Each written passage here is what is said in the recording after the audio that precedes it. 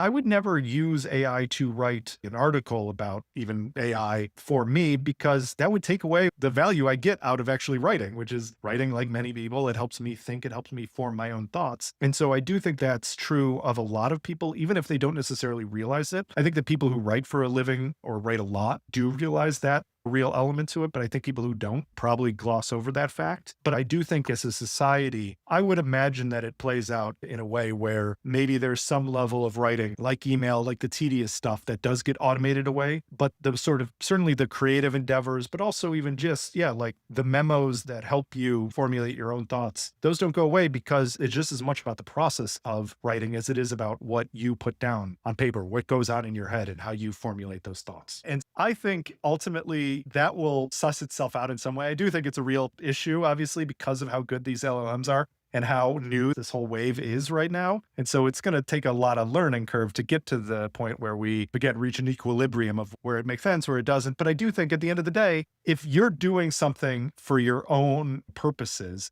be it writing, be it many other different elements of life, like you're only robbing yourself if you're using like a tool to do it in an automated fashion.